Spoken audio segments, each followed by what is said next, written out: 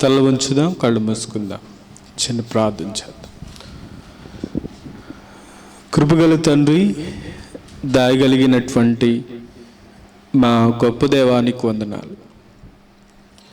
ఈ ఉదయకాల సమయం నుంచి మిమ్మల్ని మహింపరుస్తూ, మిమ్మల్ని ఘనపరుస్తూ, మీ నామమును మహింపరిచే కృపనిచ్చినందుకై స్తోత్ర. అలాగే వాక్య ధ్యానములో మీ మాటల చేత మీరే మమ్మల్ని అందరినీ తృప్తిపరచమని యేసయ్య నామంలో అడుగుచున్నాము తండ్రి. దేవునికి స్తోత్రం చెప్దాం. హల్లెలూయా. మత్తయి సువార్త 24వ అధ్యాయం 32వ వాక్యంలో ఈ మాటలు మనకు కనబడుతున్నాయి. అంజూరపు చెట్టును చూచి ఒక ఉపమానమును నేర్చుకొనుడి. అంజూరపు కొమ్మ లేతదై చిగురించినప్పుడు వసంతకాలం ఇంకా సమీపముగా ఉన్నదని మీకు తెలియను. ఆ ప్రకారమే మీరు ఈ సంగతులు జరుగుట చూచినప్పుడు ఆయన సమీపముననే ద్వారము దగ్గరనే ఉన్నాడని తెలుసుకోండి. ఈ మాటల్లో ప్రకృతి నుండి కొన్ని పాఠాలు దేవుడు మనకు నేర్పించే దేవుడు. హల్లెలూయా. పరిశుద్ధ గ్రంథంలో ప్రతి వ్యక్తి జీవితాన్ని గురించి మనం ఆలోచిస్తున్నప్పుడు కొన్ని విషయాలు ఆ వ్యక్తి జీవితంలో మంచివి ఉంటే అవి మనం చేయదగినవి, ఒకవేళ చెడ్డవి ఉంటే అవి మనం దూరంగా పెట్టవలసినవి. పరిశుద్ధ గ్రంథములో చేయదగినవి, చేయకూడనివి కూడా రాయడానికి గల కారణం ఏంటంటే కొన్ని మనం నేర్చుకోవడానికి, కొన్ని ఏం చేయడానికి, ఒకవేళ అలా ఉండకుండా ఉండడానికి కొరకై దేవుని వాక్యంలో అనేక విషయాలు దేవుడు మన కొరకు రాసి ఉంచాడు. చూడండి, ఇక్కడ రాకడను గురించినటువంటి ఒక మాటను తెలియచేస్తూ ఆయన చెప్పే మాట, మీరీ సంగతులు జరుగుట చూచినప్పుడు ఆయన సమీపముననే ద్వారము దగ్గరే ఉన్నాడని తెలుసుకోండి, ద్వారం దగ్గర ఉన్నాడని మీరు తెలుసుకోండి అని చెప్తూ, ఒకవేళ ఆకాశము భూమి గతిస్తుంది కానీ ఆయన మాటలు ఏ మాత్రము ఏం చేయమంట, గతింపవు. దానికి స్తోత్రం చెప్దాం. హల్లెలూయా. ఇప్పుడు ఒకవేళ ఆకాశం గతించిపోవచ్చు, భూమి గతించవచ్చు, కానీ ఆయన మాటలు మాత్రం ఏమవ్వంట, గతింపవు. నిత్యము నిలిచేది ఏంటి అంటే దేవుని వాక్యమే. నిత్యము నిలిచేది దేవుని మాటలే మన జీవితంలో. అందుకనే ఈ ఉపమానమును, అందుకనే ఇక్కడ ఒక మాట చెప్తూ ఏమంటాడంటే, అంజూరపు చెట్టును చూచి ఈ ఉపమానమును నేర్చుకొనుడి. దానికి స్తోత్రం చెప్దామా? హల్లెలూయా. ఈ అంజూరపు చెట్టును చూచి మీరు నేర్చుకోండి. ఇప్పుడు ఈ అంజూరపు చెట్టు నేర్పించే, ఆ చెట్టును చూచి నేర్చుకోండి అని చెప్పే మాట ఎవరిది అంటే దేవాతి దేవుడైన యేసుక్రీస్తు వారే స్వయంగా ఆయన పలుకుతున్న మాట. మీరు చూచి నేర్చుకోండి. అందుకనే నేర్పించే మనస్సు, నేర్పించే ఏమంటారంటే దేవుడు అనేక విషయాలు నేర్పిస్తాడు. అయితే ఎవరికి నేర్పిస్తాడు అంటే నేర్చుకోవాలి అనే మనసున్న వారు నేర్చుకుందురుగాక. ఆమె నిజమేనా? మనకేముండాలి? నేర్చుకోవాలి అనే మనసున్నప్పుడు తప్పకుండా మనం ఏం చేస్తామంటే నేర్చుకుంటాం. మన పిల్లల్ని స్కూల్కి ఎందుకు పంపిస్తాం? అంతేనా? నేర్చుకోవాలి అనే పంపిస్తాం. ఇప్పుడు గూగుల్లో ఎప్పుడు మీరు యూట్యూబ్ అట్లా చూస్తూ ఉన్నప్పుడు ఏదైనా నేర్చుకో అనే యాప్ ఒకటి ఉండిద్ది. మీరు దాన్ని డౌన్లోడ్ చేసుకుని మీరు నేర్చుకోండి అని వస్తూ ఉంటుంది పద్దాక. అంటే మీకు ఏది తెలియదో అది నేర్చుకోవాలంటే నేర్చుకో అనే యాప్ను వాడాలి అని చెప్తాం. ఇక్కడ నేనేమంటానంటే, యేసుక్రీస్తు వారే అంజూరపు చెట్టును చూచి ఈ ఉపమానాన్ని మీరు నేర్చుకోండి. మన జీవితంలో నేర్చుకోవాలి అనే మనసుంటే తప్పకుండా కొన్ని విషయాలు మనం నేర్చుకుందుముగాక. ఒకవేళ నేర్చుకోవాలి అనే మనసు లేకపోతే ఏం చేయలేం చెప్పండి? నేర్చుకోలేం. మనకు ముందు నేర్చుకోవాలి, వాక్యాన్ని నేర్చుకోవాలి, వాక్యాన్ని వినాలి, వాక్యాన్ని తినాలి అనే మనస్సు మనలో ఉండునుగాక. అందుకనే మనం ఏ మనస్సుతో దేవుని వాక్యాన్ని వినాలి అంటే, నేర్చుకోవాలి అనే మనస్సుతో దేవుని వాక్యాన్ని వింటున్నప్పుడు దేవుడే అనేక విషయాలు మనకు నేర్పించునుగాక. చూడండి, ఇక్కడ అంటాడు చూచి నేర్చుకోండి. అంజూరపు చెట్టును చూచి నేర్చుకోండి. ఇంకొక సందర్భంలో యేసుక్రీస్తు వారు మాట్లాడుతూ మత్తయి సువార్తలోనే ఒకసారి ఆ మాట కూడా చదువుదాం. 9వ అధ్యాయం 13వ వాక్యాన్ని చదివితే, అయితే నేను పాపులను పిలవచ్చి తిని గాని నీతిమంతులను పిలవరాలేదు, గనుక కనికరమనే కోరుచున్నాను గాని బలిని కోరను అను వాక్య భావమేమిటో మీరు వెళ్ళి నేర్చుకొనుడని వారితో చెప్పాను. ఇక్కడ నేను పాపులనే పిలవడానికి వచ్చాను కానీ నీతిమంతులు నేను పిలవలేదు ఆ మాట చెప్పి అంటాడు, కనికరమనే కోరుచున్నాను గాని బలిని కోరను అను వాక్య భావం ఏమిటో మీరు వెళ్ళి నేర్చుకోండి. ఇప్పుడు దేవుడు చెప్తున్న మాట, మీరు వెళ్ళి వాక్య భావం ఏమిటో, ఆ వాక్యానికి భావమేంటో మీరు తెలుసుకోవాలంటే మీరు వెళ్ళి నేర్చుకోండి. మత్తయి సువార్త 11వ అధ్యాయం 29వ వాక్యం. 29వ వాక్యం, నేను సాత్వికుడను దీన మనస్సు గలవాడును గనుక మీ మీద నా కాడి ఎత్తుకుని నా యొద్ద నేర్చుకొనుడి, అప్పుడు మీ ప్రాణములకు విశ్రాంతి దొరుకును. చాలా ఇక్కడ అంటాడు, నా కాడి ఎత్తుకుని నా యొద్ద నేర్చుకోండి. వాక్య భావం ఏమిటో మీరు వెళ్ళి నేర్చుకోండి. నా యొద్దకు వచ్చి ఏం చేయాలంటున్నాడు? నేర్చుకోండి, అప్పుడు మీ ప్రాణములకు విశ్రాంతి దొరుకును.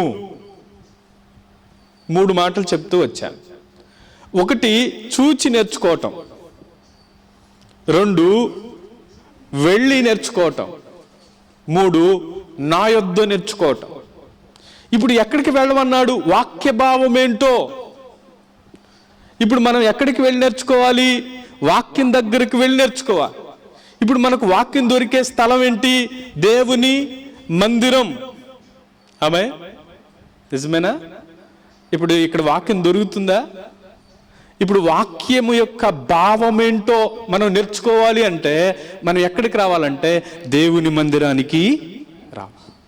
అందుకని నా యొద్ద మీరు నేర్చుకోండి. ఇప్పుడు దేవుని మందిరం దేవుని సన్నిధి అయితే ఆయన మనతో మాట్లాడి మనకు నేర్పించునుగాక. నేర్పిస్తాడంటారా? మనం ఖాళీగా వచ్చి కాసేపు కూర్చుని వెళ్ళిపోవటం వల్ల మనకి ప్రయోజనం. మనం ఖాళీగా వచ్చి దేవుని వాక్యం చేత నింపబడి మనం వెళ్ళి వాటిని అనుసరించటం వల్ల మన జీవితానికి ప్రయోజనకరంగా దేవుడు చేయునుగాక. చేస్తాడంటారా? తప్పకుండా చేస్తాడు. అందుకనే ఏమంటాడంటే నా ఎద్దుకు వచ్చి నేర్చుకోండి. కీర్తన భాగంలో కూడా ఈ మాటలు అంటాడు. ఏమంటాడంటే 34వ కీర్తన ఒకసారి 11వ వాక్యం దగ్గరకు వస్తే, పిల్లలరా మీరు వచ్చి నా మాట వినుడి, యెహోవా యందులి భయభక్తులు మీకు నేర్పిదను, బ్రతకగోరు వాడెవడైనా ఉన్నాడా? మేలు నొందుచు అనేక దినములు బ్రతకగోరు వాడెవడైనా ఉన్నాడా? చెడ్డ మాటలు పలకకుండా నీ నాలుకను, కపటమైన మాటలు పలకకుండా నీ పెదవులను కాచుకొనుము. కీడు చేయట మాని మేలు చేయము, సమాధానము వెతికి దాని వెంటాడుము. మనం దేవుని దగ్గరకు వచ్చిన తర్వాత నిశ్చయముగా కొన్ని విషయాలు నేర్చుకుందుముగాక. అందుకనండి పిల్లలారా, మీరు వచ్చి నా మాటలు వినండి. మనందరం దేవుని పిల్లలం. మనం దేవుని సన్నిధికి వచ్చి ఏమి వినాలి అంటే దేవుని మాట వినాలి. అందుకని అంటాడు, యెహోవా యందలి భయభక్తులు మీకు నేర్పిస్తాను. బ్రతకగోరు వాడెవడైనా ఉన్నాడా? మేలు నందుచు అనేక దినాలు బ్రతకాలి అని అంటే దానికి స్తోత్రం చెప్దాం. హల్లెలూయా. మేలు నందుచు అనేక దినాలు బ్రతకాలి అంటే ఏం చేయాలంటే నిశ్చయముగా మనం భయభక్తులు కలిగి ఉందుదుముగాక. ఏముండాలి మనలో? భయము భక్తి ఉండాలి. ఇప్పుడు భయము భక్తి కావాలంటే ఎక్కడికి రావాలి? భయభక్తులతో దేవుని సన్నిధికి రావాలి. ఇప్పుడు కొన్నేమో చూసి నేర్చుకోవాలి, కొన్నేమో ఆ వాక్య భావం దగ్గరికి వెళ్ళి నేర్చుకోవాలి. ఆయన దగ్గర నేర్చుకుంటే దేవుడే అనేక విషయాలు మన ఆత్మీయ జీవితానికి ఏమేమి అవసరమో అవన్నీ దేవుడే మనకు నేర్పించునుగాక. మనం కొన్ని పాఠాలు ఎలా నేర్చుకోవాలి అంటే, దేవుని వెంబడించే పిల్లలం. ఒకవేళ ఆనాడు దేవుని వెంబడించే శిష్యులతో ఆయన ఈ మాటలు చెప్పాడు, దేవుని వెంబడిస్తున్న బిడ్డలతో ఆయన ఈ మాటలు చెప్పాడు. ఒకవేళ సేవకులైనా, ఒకవేళ విశ్వాసులైనా, ఎవరైనా దేవుని దగ్గర నేర్చుకునేవారిగా ఉండాలి. అందుకనే నేను చెప్తూ అంటాను కదా, నిరంతర విద్యార్థులం. ఆమె విద్యార్థి ఒకవేళ స్కూల్కి కానీ కాలేజ్కి కానీ ఎందుకు వెళ్తాడంటే నేర్చుకోవడానికే.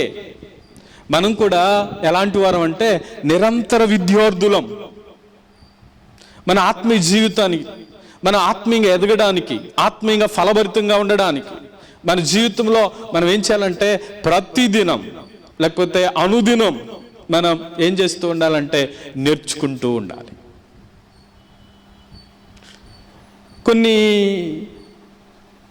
కొన్నిసార్లు మనం ఒకవేళ ఓడిపోయిన చోటే ఏం చేయాలి? గెలవటం నేర్చుకోవాలి. ఒకవేళ మోసపోతే జాగ్రత్తగా ఉండటం నేర్చుకోవాలి. ఒకవేళ చెడిపోతే ఎలా బాగుపడాలో నేర్చుకోవాలి. గెలుపును ఎలా పట్టుకోవాలో తెలిసిన వాడి కంటే ఓటమిని ఎలా తట్టుకోవాలో తెలిసిన వాడే గొప్ప అంట. నేను అన్న మాట అర్థమైందా? గెలుపుని ఎలా పట్టుకోవాలో తెలిసిన వాడి కంటే ఓటమిని ఎలా తట్టుకోవాలో తెలిసిన వాడే గొప్ప. కొన్నిసార్లు ఓడిపోతూ ఉంటాం. అయితే ఆ ఓడిపోయిన చోటే మనం ఏమవ్వాలంటే గెలవాలి. కొన్నిసార్లు ఒకవేళ మోసపోతూ ఉంటాం. ఒకసారి మనం మోసపోయాము అంటే తప్పకుండా ఇంకోసారి జాగ్రత్తగా ఉండటం నేర్చుకోవాలి. ఎప్పుడైనా మోసపోయారా? మోసపోలేదా? మోసపోయా. అయితే ఆ మోసపోయింది ఎలా మోసపోయా మనకు తెలుసు కాబట్టి ఇంకోసారి తప్పకుండా జాగ్రత్త పడుదుముగాక. నేను చాలాసార్లు మోసపోయాను. ఒకసారి మళ్ళీ చదువుతున్న పాస్టర్ ఎప్పుడు చదువుతూ ఉంటారు అనుకుంటాను మీరు చెబితే.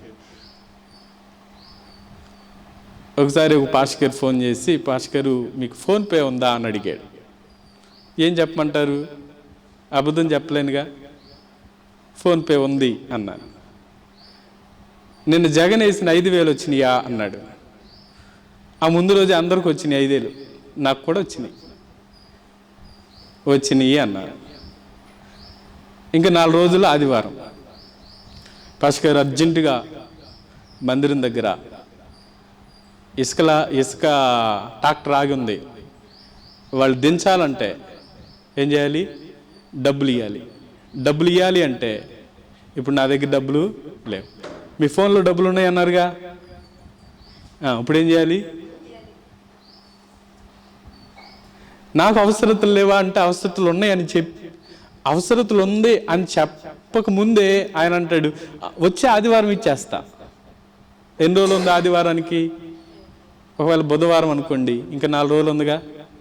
ఆదివారం మీరు అడక్క ముందే ఇచ్చేస్తానంట. నమ్మి ఏం చేశాను? కొట్టా 3000. తర్వాత ఆదివారం పోయింది, అడగల. తర్వాత ఆదివారం అడిగా,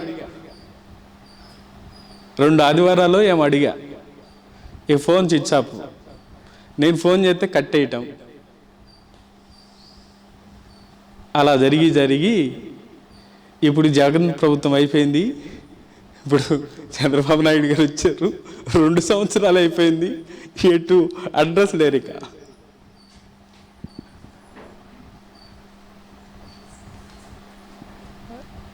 అప్పటి నుంచి నేను కూడా జాగ్రత్త పడటం నేర్చుకున్నా. దానికి స్తోత్రం చెప్దాం. హల్లెలూయా. ఏం చేయటం నేర్చుకున్నా? మోసపోతేనే కదా జాగ్రత్త పడేది. అందుకని ఓడిపోతే ఏమి నేర్చుకోవాలంట? గెలవటం నేర్చుకోవాలి. ఎక్కడైతే మనం ఓడిపోతామో అక్కడే మనం గెలవటం నేర్చుకోవాలి. అలాగే ప్రతి విషయంలో కూడా దేవుడే అనేక విషయాలు మనకు నేర్పించునుగాక. చూడండి, ఈ అంజూరపు చెట్టును గురించినటువంటి కొన్ని విషయాలు మనం ఈరోజు నేర్చుకుందాం. రండి, రాజుల మొదటి గ్రంథం 4వ అధ్యాయం.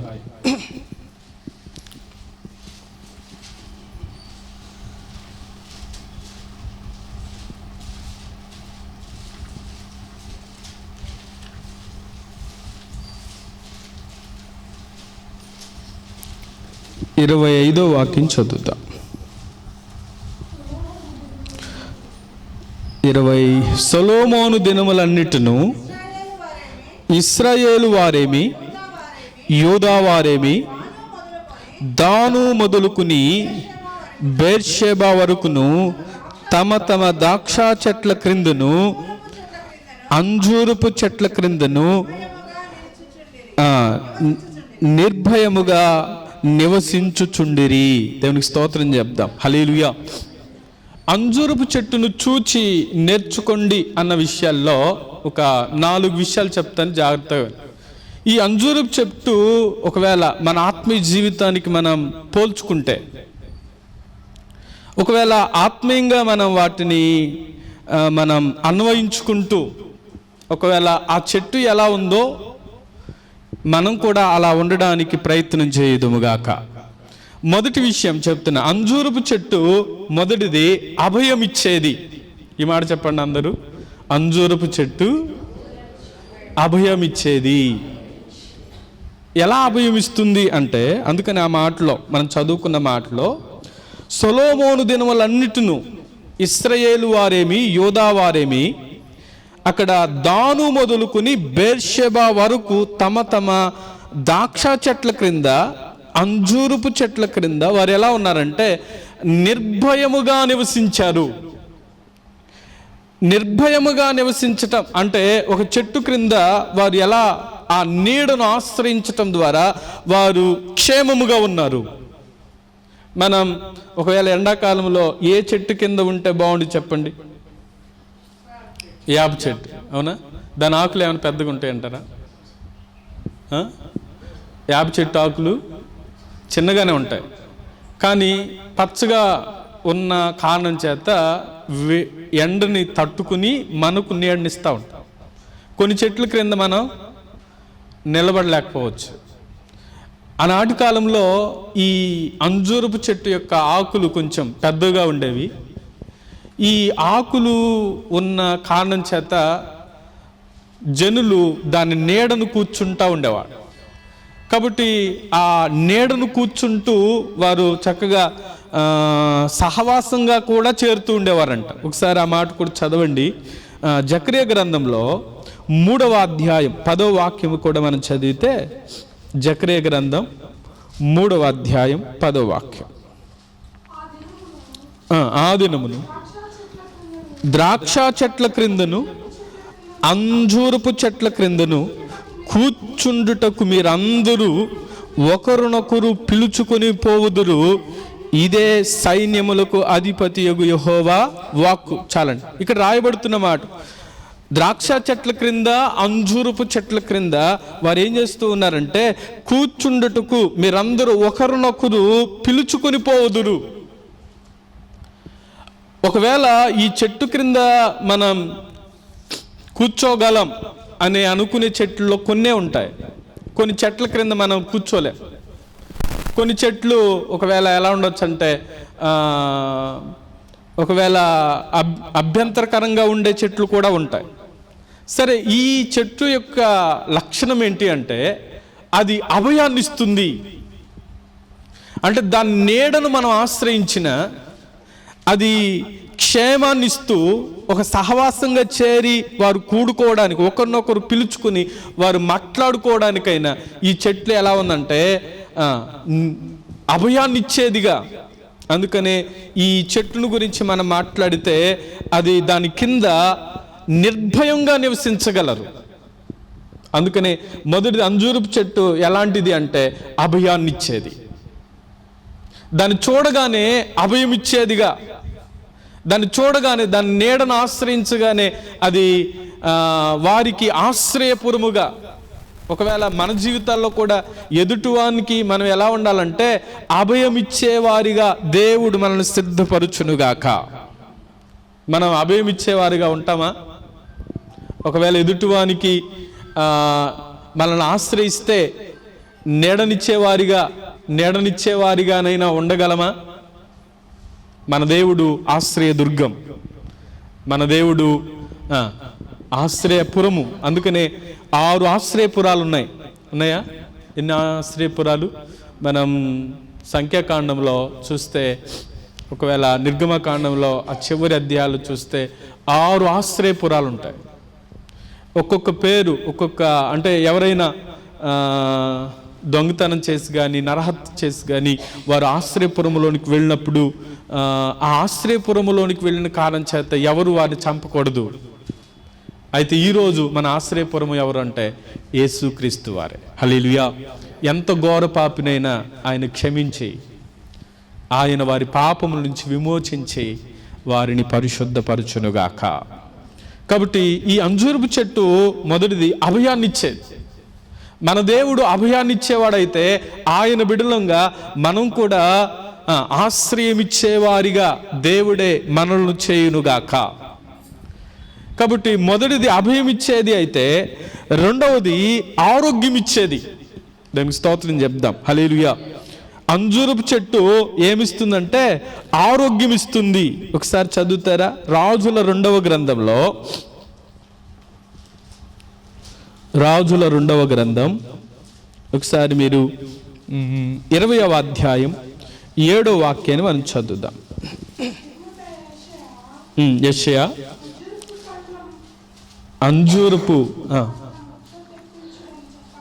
అంజూరపు పండ్ల ముద్దును తెప్పించుడని చెప్పగా వారు దాన్ని తెచ్చి కురుపు మీద వేసిన తరువాత అతడు బాగుపడెను. దేవునికి స్తోత్రం చెప్దాం. హల్లెలూయా.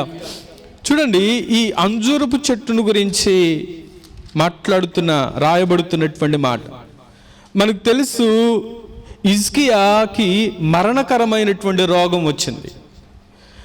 యెషయాని దేవుడు పంపించి హిజ్కియా దగ్గరికి వెళ్ళి అంటాడు, నువ్వు మరణం అవ్వబోతున్నావు, నువ్వు బ్రతకవు గనుక నీ ఇల్లు చక్క పెట్టుకోమని దేవుడు తెలియచేస్తున్నాడయ్యా అని చెప్పి యెషయా ఆ సమాచారాన్ని హిజ్కియా దగ్గరికి వెళ్ళాడు. వెళ్ళిన తర్వాత అతడు యెరూషలేము తట్టు తన ముఖాన్ని తిప్పుకొని ఏమంటాడంటే, నేను ఎంత యథార్థ హృదయుడునై దేవా, నేను ఎంత యథార్థ హృదయుడునై నీ సన్నిధిలో నేను నడుచుకుంటున్నానో, నీ దృష్టికి నేను అనుకూలంగా నడిచాను కదా, నన్ను జ్ఞాపకం చేసుకో అని దేవుని సన్నిధిలో ప్రార్థించినప్పుడు దేవుడు అతని ప్రార్థన విని అతని కనికరించాడు. దానికి స్తోత్రం చెప్దాం. హల్లెలూయా. కనికరించిన తర్వాత మరలా యెషయా అంటాడు, అతనికి 15 సంవత్సరాల ఆయుష్ను నేను పొడిగిస్తున్నాను. ఎందుకు అన్నాడంటే, నేను అతని కన్నీళ్లు విడిచి చూశాను కాబట్టి అతని ప్రార్థన నేను అంగీకరించాను, నేను అతన్ని బాగు చేస్తానని చెప్పి అక్కడ 15 సంవత్సరాల ఆయుష్నిచ్చిన తర్వాత అక్కడ అంటాడు యెషయా, అప్పుడు చెప్తా ఉంటాడు 7వ వాక్యం, అంజూరపు పండ్ల ముద్ద తెప్పించుడని చెప్పగా వారు దాన్ని తెచ్చి కురుపుల మీద వేసిన తర్వాత అతడు బాగుపడెను. ఇప్పుడు ఈ అంజూరపు చెట్టు ఏం చేసేది అంటే, అది ఆరోగ్యాన్ని ఇచ్చేది. ఒకటి అభయం ఇచ్చేది అయితే, రెండవది ఆరోగ్యం ఇచ్చేది. ఇప్పుడు నా జీవితంలో ఈ అంజూరపు చెట్టులాగా మనం కూడా ఎదుటివానికి ఆరోగ్యం ఇచ్చేవారిగా ఉందుముగాక. ఒకసారి మీరు గూగుల్లో సెర్చ్ చేయండి, అంజూరపు పండ్ల వల్ల లేకపోతే అంజూరపు చెట్టు వల్ల ప్రయోజనాలు ఏంటి అని కొట్టాను. నేను కొట్టాను, అంజీరా వల్ల ఉపయోగాలేంటి అని కొడితే ఆరోగ్య విషయంలో ఒకటి యాంటీ యాక్సిడెంట్ వంటి అంజీరా అని వచ్చింది. ఎముకల కొరకు అంజీరా జ్వరాన్ని తగ్గిస్తుంది. మూత్రపిండాల ప్రయోజనం కొరకు అంజీరా పనిచేస్తుంది. రక్తపోటు కొరకు పనిచేస్తుంది. ఊపిరితిత్తుల సమస్యల కొరకు పనిచేస్తుంది. జుట్టు రాలుట కొరకు పనిచేస్తుంది. చర్మం కొరకు పనిచేస్తుంది. మధుమేహం కొరకు పనిచేస్తుంది. రక్తహీనత కొరకు పనిచేస్తుంది. ఆరోగ్యము కొరకైన ఆరోగ్యకరమైన కాలేయం కొరకు పనిచేస్తాం. ఇంకా నేను చదువుతూ ఉంటే చాలా ఉన్నాయి. ఈ అంజీరా లేకపోతే అంజూరపు చెట్టు యొక్క పండ్లు దేనికి ఉపయోగపడుతున్నాయంటే, అందుకనే అంజూరపు చెట్టు లేకపోతే అంజూరపు యొక్క పండ్లు ఆరోగ్యానికి.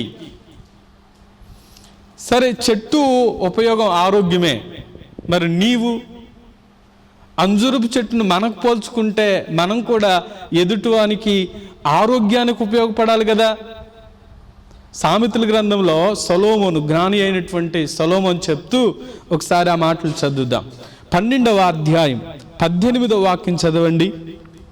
సామెతల గ్రంథం, కత్తిపోటు వంటి మాటలు పలుకువారు కలరు, జ్ఞానుల నాలుక ఆరోగ్యదాయకము. చాలండి, ఇక్కడ ఏమంటాడంటే కత్తిపోటు వంటి మాటలు గలవారు కలరు. వారు మాట్లాడితే కత్తి దిగినట్టే. దిగినట్టే? వాళ్ళ చేతిలో కత్తులు ఉండవు, వాళ్ళ నోట్లో కత్తులు ఉండవు. ఎక్కడున్నాయంటే కత్తులు? కత్తిపోటు వంటి మాటలు గలవారు కలరు. అయితే జ్ఞానుల నాలుక, ఇక్కడ జ్ఞాపకం చేసుకోండి ఈ మాట, జ్ఞానుల నాలుక ఆరోగ్యదాయకము. చూడండి 13వ అధ్యాయం, ఒక పేజ్ తిప్పండి. 13వ అధ్యాయం 17వ వాక్యంలో కూడా అంటాడు, దుష్టుడైన దూత కీడునకు లోబడును, నమ్మకమైన రాయబారి ఔషధము వంటివా. నమ్మకమైన రాయబారి ఎలా పనిచేస్తాడు అంటే ఔషధము వలె పనిచేస్తాడు. మనం ఎవరికి పని అప్పచెప్తాం అంటే నమ్మకస్తులైన వారికే పని అప్పచెప్తాం. నమ్మకస్తులు కాని వారికి మనం ఏం అప్పచెప్పాం? పనిని అప్పచెప్పాం. దేవుడు కూడా మనకు పని అప్పచెప్తే అది నమ్మకంగా మనం చేయగలిగితే దేవుడు మనకు పని అప్పచెప్పునుగాక. కాబట్టి జ్ఞానుల నాలుక ఆరోగ్యదాయక, నమ్మకమైన రాయబారి ఔషధము వంటివాడు. నీ మాటలు ఔషధంగా పనిచేయాలి. కొన్నిసార్లు మన మాటలు ఎలా ఉండాలి? ఔషధంగా ఉండాలి. మన అమ్మకి బాగాలేదు, ఈ నెలలో కాదు, పోయిన డిసెంబర్లో బాగపోతే హాస్పిటల్కి వెళ్ళాం. హాస్పిటల్కి వెళ్తే చెకప్ చేశారు, ఈసీజీ చేశారు, గుండెకి సంబంధించి ఓ టెస్ట్ చేశారు. చేసిన తర్వాత కొంచెం గుండె బాగా కొంచెం కొట్టుకుంటుంది, వీలైతే గుంటూరు తీసుకెళ్ళండి ఒకవేళ అన్నట్లుగా ఓ మాట అన్నారు. అంటే నేను అమ్మాయి వెళ్ళాం హాస్పిటల్కి, పాస్టమ్ గారు రాలేదు. తర్వాత ఏం చెప్పారు అని అంటే అంతా బాగుందని చెప్పారు అంటాను నేను. ఏం చెప్పారంటే ఏం చెప్పలేదులే, మామూలుగా తర్వాత కూర్చుని మాట్లాడుతూ ఉన్నప్పుడు ఒకసారి చెకప్ చేయడానికి గుంటూరు తీసుకెళ్లాల్సి వచ్చిద్దేమో అని అన్నా.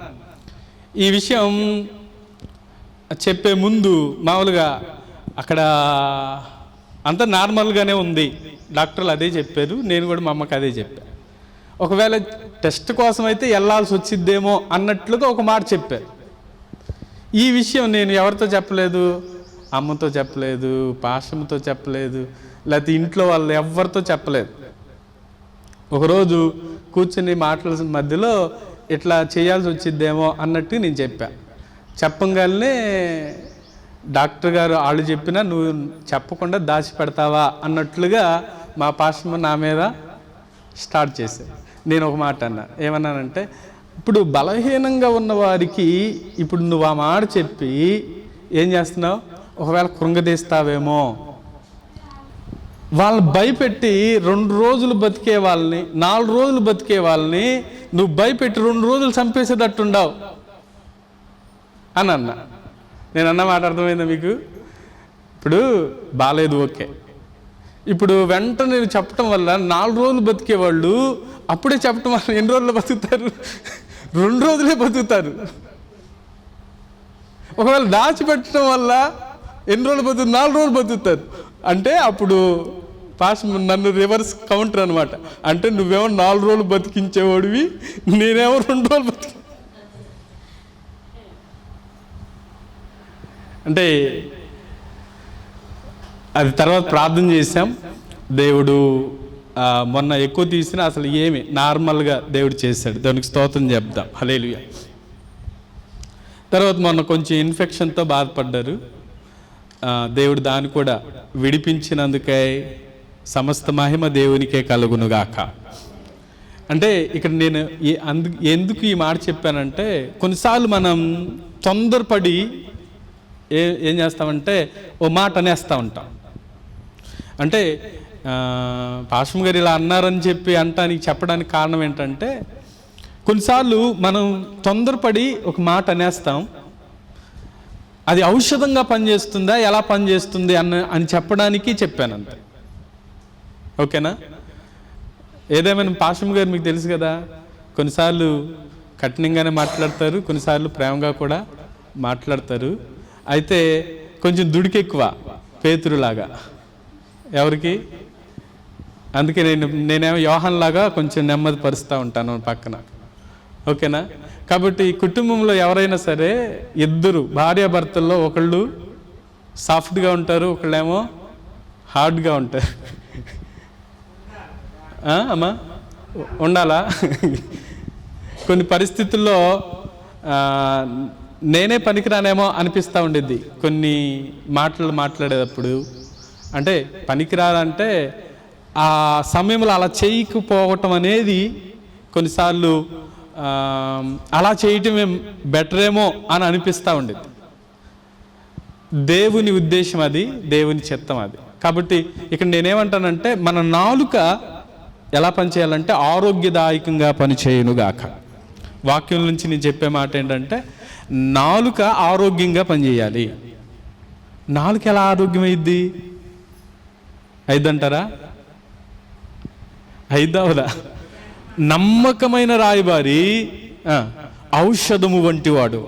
మనం నమ్మకంగా మాట్లాడుతున్నప్పుడు ఆ నమ్మకమైన మాటే వారికి ఎలా పనిచేస్తుందంటే ఔషధంగా పనిచేస్తాయి. ఓ రోజు ఒక బస్సులో ఒక ప్రయాణం చేస్తా వెళ్తున్నారు.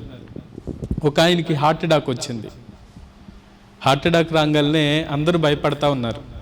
భయపడతా ఉన్నప్పుడు ఈ ప్రయాణం చేసే వాళ్ళు ఎవరైనా ఆర్ఎంపీ అన్న ఉన్నాడా, డాక్టర్ ఉన్నాడా అని అడిగారు. ఎవరుంటారు బస్సులో? ప్రయాణం చేసేవాళ్ళు ఒక 40 లేకపోతే ఎంతమంది ఉండొచ్చు? ఒక 60 మంది ఉంటారా ఒక బస్సులో?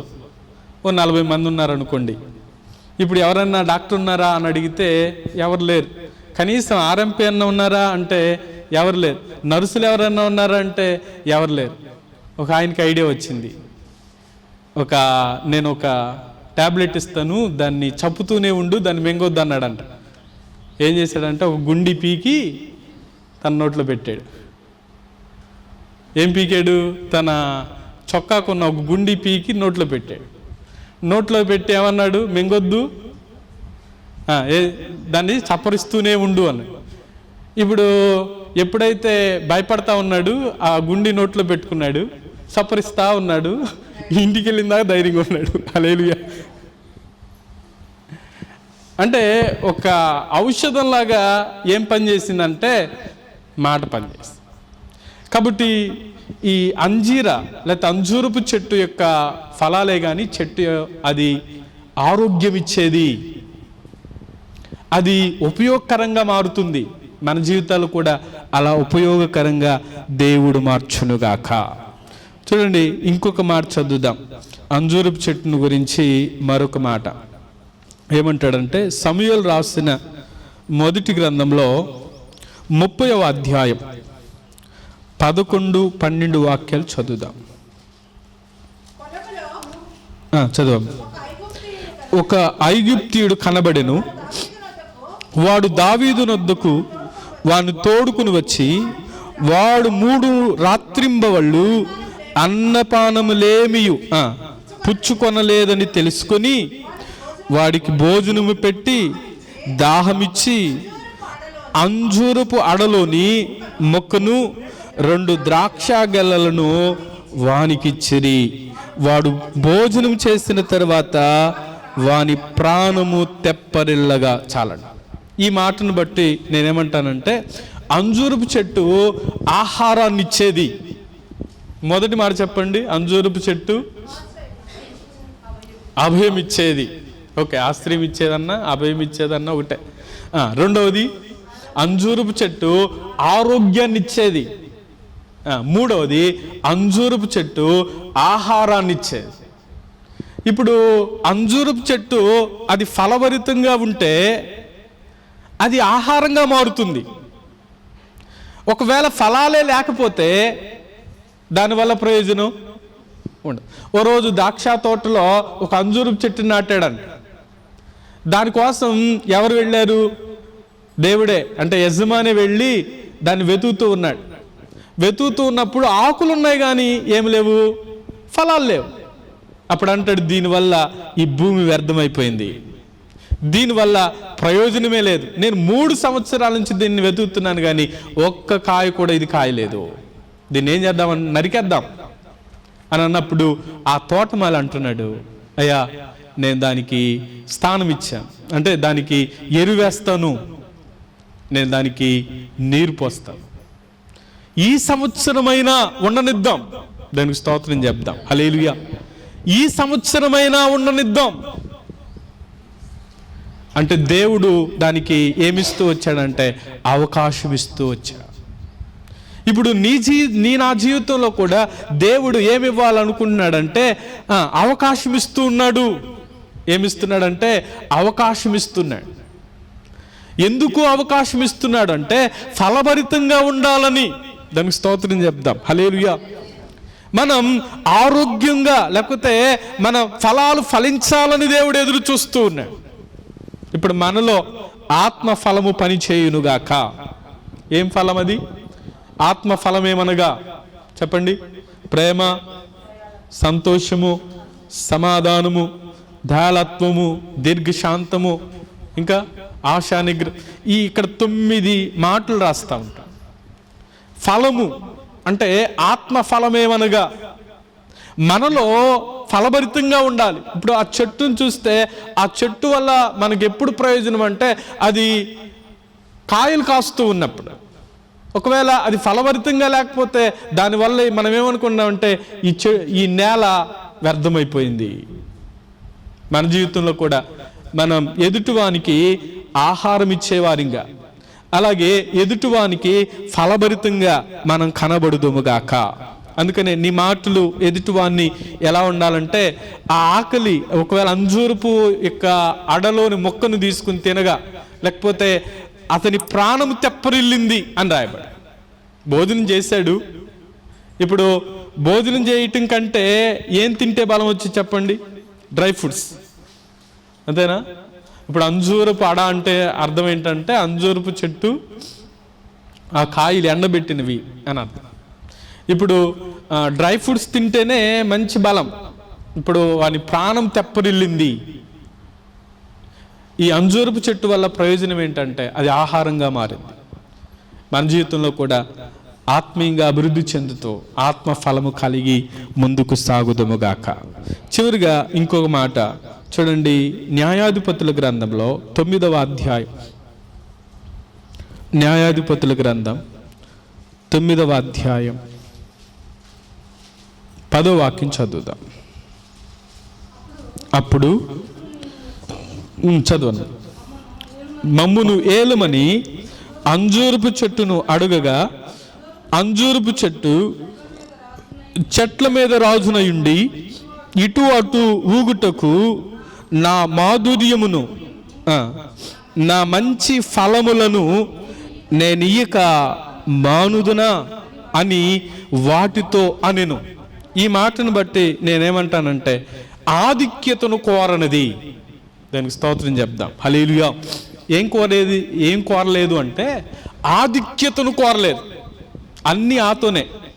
ఒకటి అభయం ఇచ్చేది, రెండవది ఆరోగ్యం ఇచ్చేది, మూడవది ఆహారముగా మారింది, నాలుగవది ఆధిక్యతను కోరనిది. అందుకనే అక్కడ ఒక చెట్లన్నీ కూడుకుని ఒక చెట్టు దగ్గరికి వెళ్ళి, నీవు మా మీద అధికారిగా ఉంటావా, మమ్మల్ని ఏలుతావా అని మొదటిగా ఒలీవ చెట్టు దగ్గరికి వెళ్ళి, రెండవసారి ఎవరి దగ్గరికి వెళ్ళారంటే అంజూరపు చెట్టు దగ్గరికి వెళ్ళారు, తర్వాత ద్రాక్ష చెట్టు దగ్గరికి వెళ్ళారు, అలాగే ముళ్ళ పొద దగ్గరికి వెళ్ళారు. సరే, ఈ అంజూరపు చెట్టు దగ్గరికి వెళ్ళినప్పుడు ఆ అంజూరపు చెట్టు అంటున్నటువంటి మాట, చెట్ల మీద రాజునయుండి ఇటు అటు ఊగుటకు నా మాధుర్యమును నా మంచి ఫలములు నేను ఇయ్యక మానుదునా అని చెప్పాను. అంటే దాని అర్థం ఏంటంటే, ఒకవేళ ఆధిక్యతను కోరుకోలేదు, కానీ తానున్న స్థితిలో దేవుడు దేని కొరకైతే నియమించాడో, దేవుడు దేని కొరకైతే సిద్ధపరిచాడో ఆ కర్తవ్యాన్ని మరిచిపోలేదు. దానికి స్తోత్రం చెప్దాం. హల్లెలూయా. ఈరోజు మన జీవితంలో దేవుడు మనల్ని ఎందుకు నియమించాడు, దేవుడు మనల్ని ఎందుకు పిలిచాడు, దేవుడు ఏ ఉద్దేశంతో దేవుడు మనల్ని నడిపిస్తున్నాడు, కాబట్టి ఆ విషయాల్లో మనం దేవుని కొరకు నిలబడుదుముగాక. అందుకని అంటాడు, పెత్తనాన్ని ఆధిక్యతను కోరుకోలేదు, పెత్తనం కోరుకోలేదు, కానీ ఎలా ఉందంటే, ఒకవేళ దేవుడు నాకు ఇచ్చే మాధుర్యాన్ని, అందుకని ఆ మాటలో రెండు చక్కని మాటలు మాట్లాడుతూ ఉంటాడు, నా మాధుర్యమును నా మంచి ఫలాలు నేను ఇయ్యక మానుదునా. అంటే నా మంచి ఫలాలు ఫలభరితంగా దేవుడు దాన్ని చేశాడు. దాన్ని దేని కొరకు చేశాడో దానిలో ఎలా ఉందంటే ఫలభరితంగా ఉంది. నా మాధుర్యాన్ని నేను ఇవ్వాలి. అంటే ఈ మాటను బట్టి నేనేమంటానంటే మన ప్రవర్తన, అందుకని యోహాను రాసిన 3వ పత్రికలో ఒకసారి 3వ వాక్యం చదువుదాం.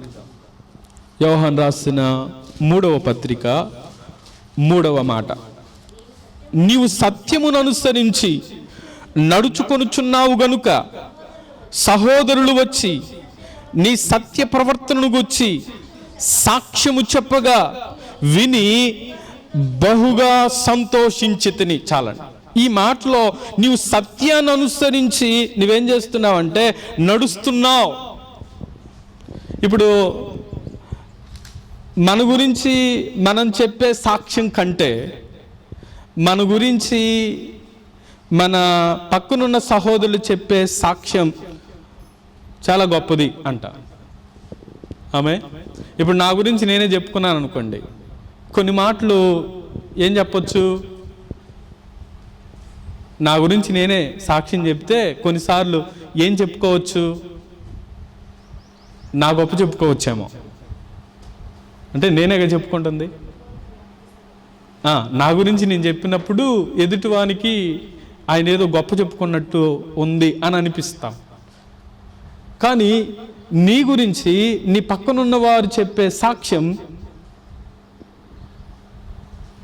ఆ ప్రవర్తన చాలా గొప్పది అని అంట.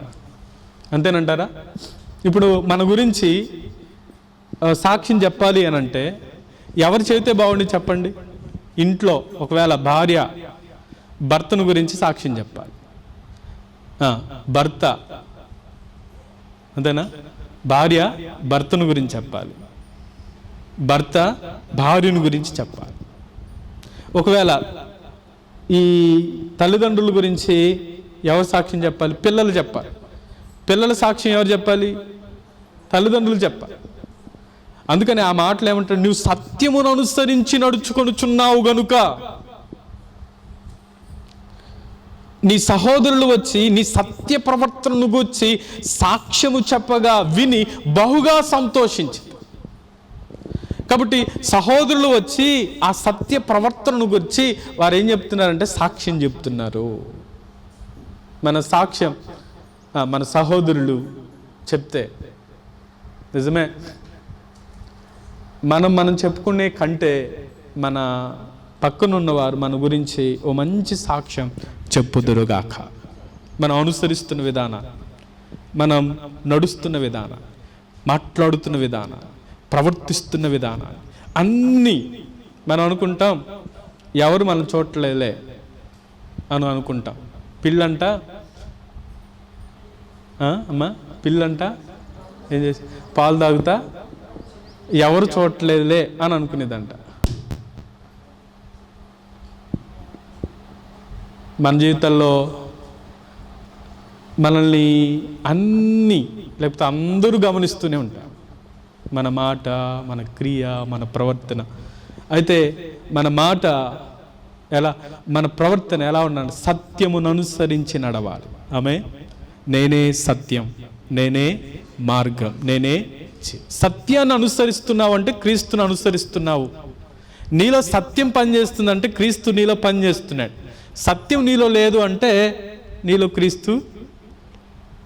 అందుకని ఈ మాటలు అంటాడు, ప్రియుడా నీ ఆత్మ వర్ధిల్లుచున్న ప్రకారం నీవు అన్ని విషయాల్లో సౌఖ్యంగా ఉండాలని నేను ప్రార్థన చేస్తున్నాను అని చెప్తూ, నీవు సత్యాన్ని అనుసరించి నడుచుకొంచున్నావు గనుక సహోదరులు వచ్చి నీ సత్య ప్రవర్తనకు వచ్చి సాక్ష్యం చెప్పగా బహుగా, అందుకనే బహుగా సంతోషించితిని. అందుకని ఆ మాట చెప్తా అంటాడు, నా పిల్లలు సత్యమును అనుసరించి నడుచుకొనుచున్నారని వినుట కంటే నాకు ఎక్కువైన సంతోషం ఏదీ లేదు. ఆత్మీయంగా దేవుడు మనల్ని కూడా చూసి అంటాడు, సత్యాన్ని అనుసరించి నడుస్తున్నారని అనుట కంటే, వినుట కంటే నాకు ఎక్కువైన సంతోషం ఏమీ లేదు. మనల్ని సత్యములో నడుస్తూ, అందుకనే అంజూరపు చెట్టుకు అప్పగించిన బాధ్యత తన మాధుర్యాన్ని ఇవ్వటం, అలాగే తన ఫలాలు ఇవ్వటం. దేవుడు మనకు అప్పగించిన బాధ్యత మన సత్యమును అనుసరించి నడవటం, సత్యాన్ని ప్రకటించటం, సత్యములో నిలబడటం. సత్యం కోసం ఒకవేళ చిత్రహింసలు పొందిన వారు కూడా ఉన్నారు. సత్యం కోసం ఇబ్బందులు పడిన వారు ఉన్నారు. సత్యం కోసం క్రీస్తు కొరకు ఒకవేళ ఎన్ని కష్టాలైనా, క్రీస్తు కొరకు ఎన్ని బాధలైనా దేవుని కొరకు నిలబడుతూ ముందుకు సాగలిగితే, అందుకనే సత్యం కోసం సత్య ప్రవర్తన కలిగి జీవించటం. అందుకని సత్యమైన దేవుని దగ్గర ఉన్నాం. దేవుడే మనల్ని బలపరిచి సత్యములో నడిపిస్తూ మనల్ని ముందుకు సాగడానికి దేవుడే సహాయం చేయనుగాక. ఆమె. కాబట్టి ఈ అంజూరపు చెట్టు ఒకటి అభయాన్ని ఇచ్చేది, 2 ఆరోగ్యాన్ని ఇచ్చేది, 3 ఆహారాన్ని ఇచ్చేది, 4 ఆధిక్యతను కోరలేదు. అలా ఉంటూ మన జీవితంలో ముందుకు సాగుదాం. అటువంటి కృప దేవుడు మనకు దయచేయనుగాక. కళ్ళు మూసుకుందాం, ప్రార్థించు. కృపగల తండ్రి, దయగలిగినటువంటి దేవానికి వందనాలు. వాక్యం మీది, మాట్లాడింది మీరు. మాకు అవసరమైన మాటల చేత మీరు మమ్మల్ని తృప్తిపరిచినందుకై స్తోత్రాలు. నిజమే, అంజూరపు చెట్టును చూచి ఉపమానము నేర్చుకున్నాడు. దేవా దాన్ని చూచి దేవా వాక్య భావం ఏమిటో వెళ్ళి నా యొద్ద నేర్చుకున్నాడు. పిల్లలారా, నా యొద్దకు వచ్చి నేర్చుకోండి, భయభక్తులు మీకు నేర్పిస్తా. నిజమే, అంజూరపు చెట్టును చూచి ఏం నేర్చుకోవాలో మీరు మాకు నేర్పించినందుకై స్తోత్రం. అభయమిచ్చే చెట్టుగా, ఆరోగ్యమిచ్చే చెట్టుగా, ఆహారాన్నిచ్చే చెట్టుగా, ఆధిక్యతను కోరుకోని చెట్టుగా మేము నిజమే మేము కూడా ఎదుటివానికి దేవా అభయం ఇచ్చేవారిగా, ఆరోగ్యాన్ని ఇచ్చేవారిగా, అలాగే ఆహారాన్ని ఇచ్చేవారిగా, అలాగే దేవ ఆధిక్యతను కోరుకొని వారిగా మేము ఉండడానికి సహాయం చేయండి.